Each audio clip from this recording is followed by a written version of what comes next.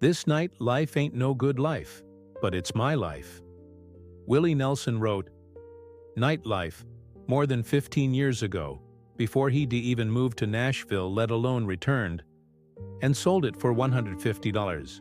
Of all the songs he's written, literally hundreds, including some great ones, it's probably been recorded by the most performers, more than 70 at last count, ranging from B.B. King to Rusty Draper to Frank Sinatra. A classic bar-room lament, the sadly proud confession of a loner's desperation. It touches everyone who's ever clung to night in despair of the day. Aretha Franklin's version, Willie's personal favorite, has a desolate uptown sound, bluesy yet brave, an affirmation reeking of pain and expensive gin. You can almost see her, all satin and ice, standing haughtily in the middle of Lenox Avenue and praying to the streetlights. Willie sings it from the Roadhouse parking lot, empty gravel by the highway's edge, wailing back at the neon challenge. He's more defiant but less confident, his voice raw and a little dangerous, too many straight shots of bad liquor. In their different ways, you can tell, both performers have been there. Willie, in fact, had been there all his life. Born a mere gospel shout from Waco in 1933, raised by grandparents and assorted aunts, he played his first dance hall at the age of 10 in a band with his sister Bobby on piano and the local football coach on trumpet. It's been nightlife ever since. He peddled Bibles and vacuum cleaners door to door, pumped gas, joined the Air Force, scrubbed floors, disc jockeyed, and dishwashed. The days were barren and demeaning. Forgettable failures, one after another, a life to be denied. It wasn't till the sun flared out and the neon flickered up, with Bob Wills calling everyone to dance all night, dance a little longer, that life truly began. By the mid-50s, Willie was living in Fort Worth and playing for beer or occasional whiskey in Jacksboro Highway honky-tonks. A regular Sunset Boulevard for rednecks, the Jacksboro Strip is a single frenzied 5-mile-long bar fight behind a facade of honky-tonks. Located just outside the city limits, far afield of law and property, it was a place where, in the years Willie Nelson was around, the management put chicken wire fences in front of the stage, so performers would not get hit by flying beer bottles. This was nightlife with a vengeance. As the man said, though, it was his life, and he reveled in it. Aside from minimal aerial security, he wanted his audiences as raucous and alive as he was, maybe even a shade reckless, as he also was. Willie Nelson was pure, unrefined redneck, and the honky-tonk is the vital focus of redneck culture, what the saloon was to an earlier Texas, the center of energy because of the very tensions it excites. If the honky-tonk world seems darkly colored with loneliness and loss, if it oftentimes ain't no good life, then it has only the moonlit image of the larger culture. And if anyone wanted to dance all night, then Willie was ready. He started to write in the early 60s, sold his first song, Family Bible, for $50, and saw Patsy Cline make it a huge success. He quickly followed with Nightlife, a hit for Ray Price.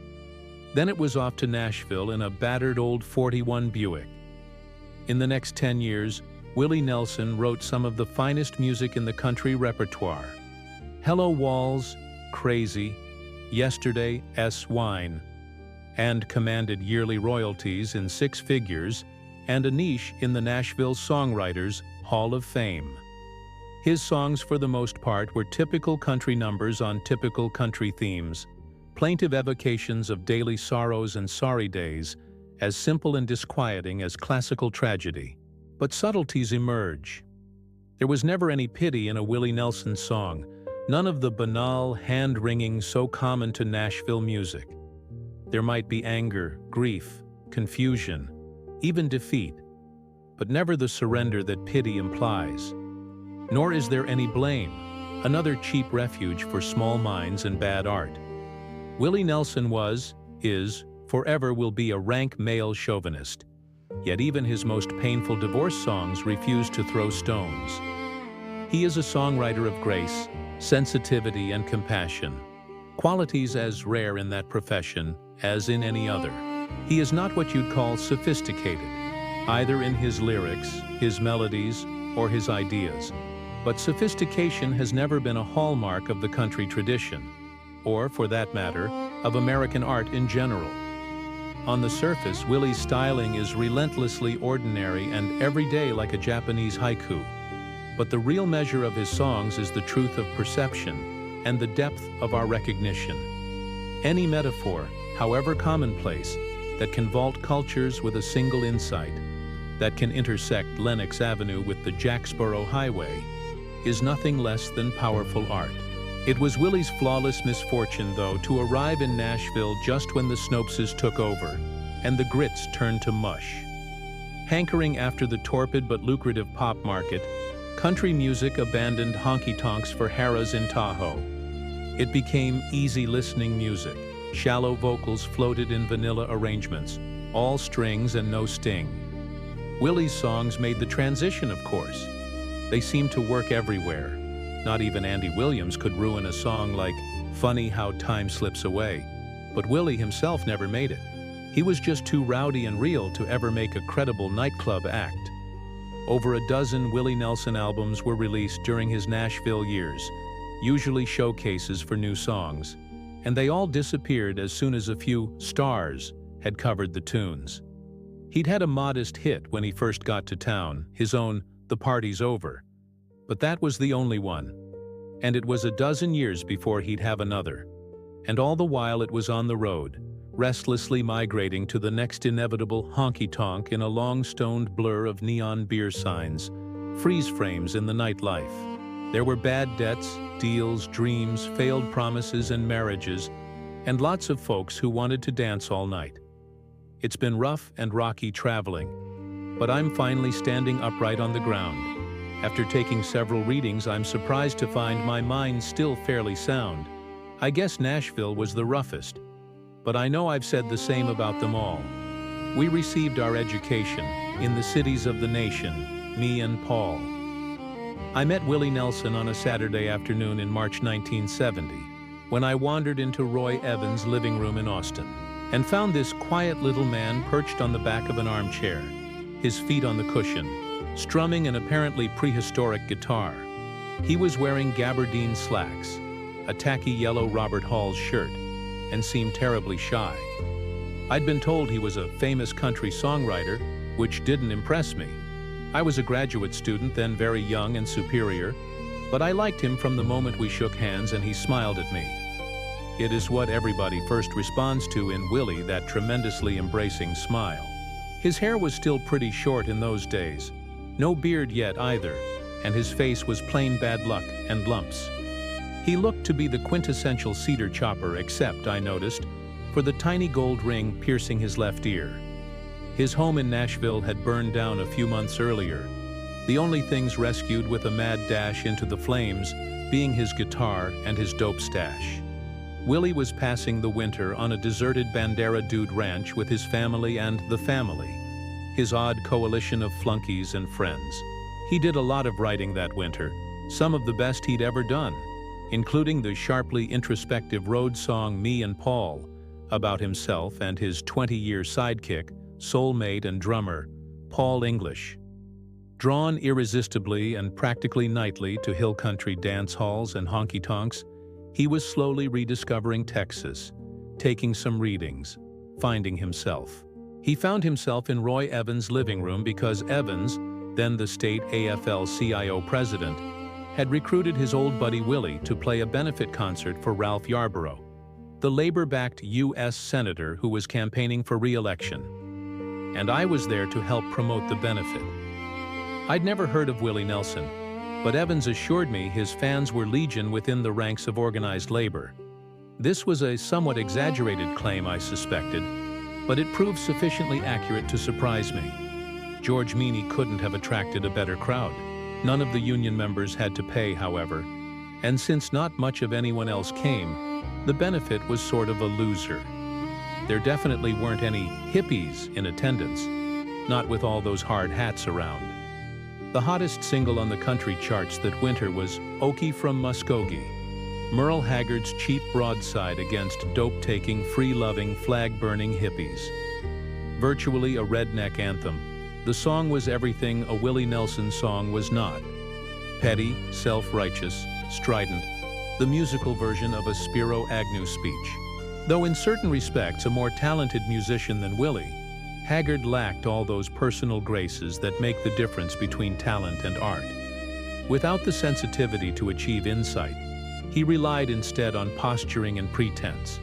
His song such a parody of itself that barely 6 years later it has already become a nostalgia item, and probably an embarrassment. Willie's songs, by contrast, invariably carry the same power of perception as they did when they were written. But what really struck me about Willie Nelson, that first time I heard him, was that he's one hell of a guitar picker.